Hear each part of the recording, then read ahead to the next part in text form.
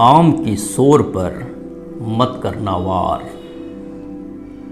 आम की सोर पर मत करना वार, नहीं तो महुआ रात भर रोएगा जंगल में।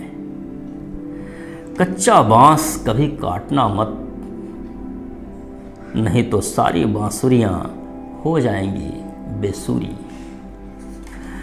कल जो मिला था राह में हैरान परेशान, उसकी पूछती हुई आंखें भूलना मत, नहीं तो सांझ का तारा भटक जाएगा रास्ता। किसी को प्यार करना तो चाहे चले जाना 7 समुंदर पार, पर भूलना मत कि तुम्हारी देह ने एक देह का नमक खाया है। नमस्कार दोस्तों, मैं हूं आशीष त्रिवेदी। दोस्तों, आज मैं हिंदी के सबसे बड़े कवियों में से एक केदारनाथ सिंह की कुछ कविताएं लेकर के हाजिर हूं। केदारनाथ सिंह बलिया जिले के चकिया गांव में 1934 में पैदा हुए और 2018 में उनकी मृत्यु हो गई। हिंदी साहित्य के जितने बड़े पुरस्कार हो सकते हैं वो सारे पुरस्कार केदारनाथ सिंह को मिले, व्यास सम्मान से लेकर के और ज्ञानपीठ पुरस्कार तक। लेकिन जो सबसे बड़ी बात केदार जी के साथ रही कि वो अपनी कविताओं में भी और अपने जीवन में भी अपने लोग से, अपने गांव से, अपनी मिट्टी से हमेशा जुड़े रहे। तो आइए सुनते हैं उनकी कुछ और महत्वपूर्ण कविताएं। कितनी लाख चीखों, कितने करोड़ विलापों, चित्कारों के बाद किसी आंख से टपकी एक बूंद को नाम मिला आंसू।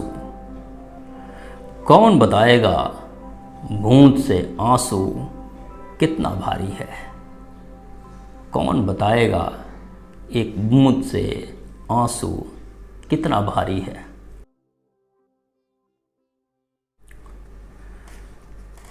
पर्वतों में मैं अपने गांव का टीला हूँ। पर्वतों में मैं अपने गांव का टीला हूँ। पक्षियों में कबूतर, भाखा में पूर्वी, दिशाओं में उत्तर।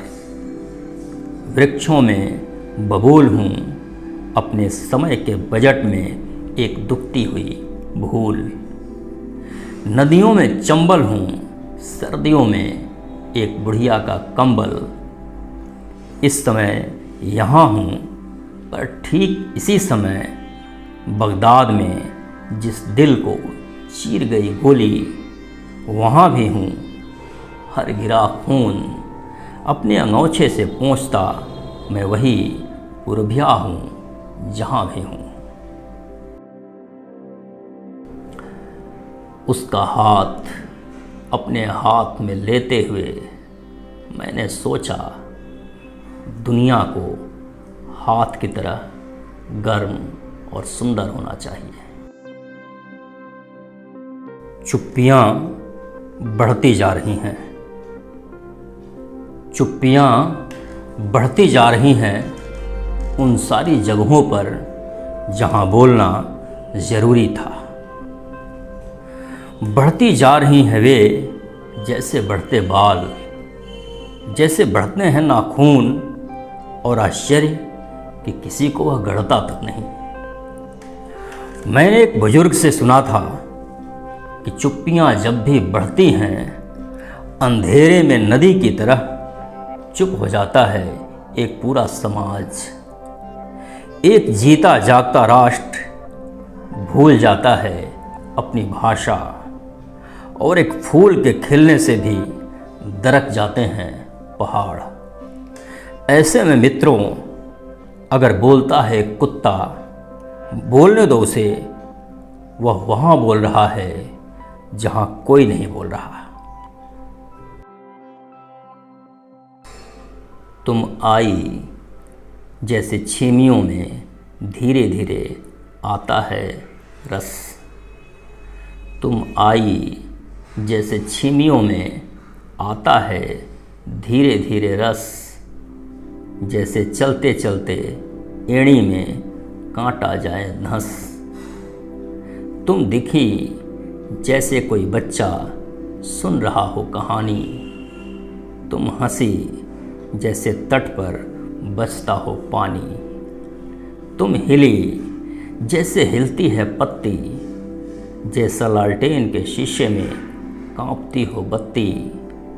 तुमने छुआ जैसे धूप में धीरे धीरे उड़ता है धुआं, और अंत में जैसे हवा पकाती है गेहूं के खेतों को। तुमने मुझे पकाया, और इस तरह जैसे दाने अलगाए जाते हैं भूसे से, तुमने मुझे खुद से अलगाया।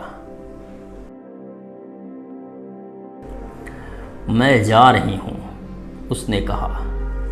जाओ, मैंने उत्तर दिया, यह जानते हुए कि जाना हिंदी की सबसे खौफनाक क्रिया है।